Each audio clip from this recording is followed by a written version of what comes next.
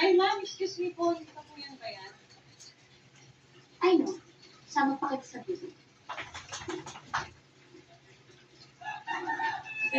Pasensya na. Ako naman gumahin. No, I want to speak with my dad now. Sabihin mo, ako yung tumatawag. Ano ba? Tagal, ah.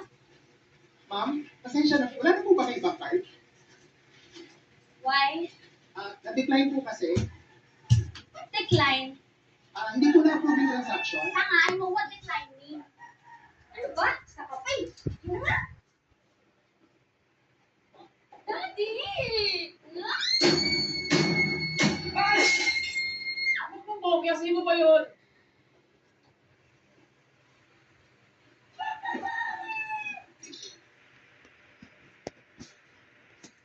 Akin ka, friends.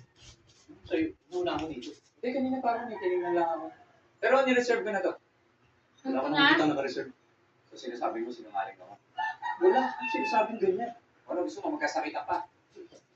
Hindi pa violate mo. Hindi mo alam ang kahulugan ng salitang violate, boy. Ngayon pala. Ano? Parang sa tayo sa labas. So, mga sir, check ko na lang kung may stock niya. Hindi po kailangan magkawin. Oh, yun eh. Ay, sus, Yusef. Hindi ka na lang eh. Nabiras na po pa. Ano pong ginawa niyo? Nabasa niyo po. Bayaran mo yan. Bayaran mo yan. Tama. Sandali, di ba dapat ikaw magbayad yan kasi ikaw yung nakaperwisyo? Sandali. Mamaya ka na ipa-issue mo. Ano to? Akin na itong kid. Ako na magbabayad. Akin na yung bill mo. Ako na magbabayad. Hoy, bayaran mo muna yung nawala akong pera tsaka yung cellphone ko. Ang pera sa'yo, hindi nga kita kilala. Sino ka ba? Teka lang. Ako muna pwede. Inom na ako, te. Sige na. Kuya, ang daming anak ko. Nakalaki mo lahat. Baka mabubuga. Oo nga eh. Birat sino magkakaroon ng iinin ko. Okay? Okay na? Ako din.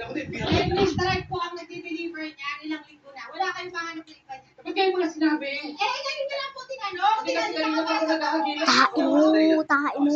Tae mo, subong.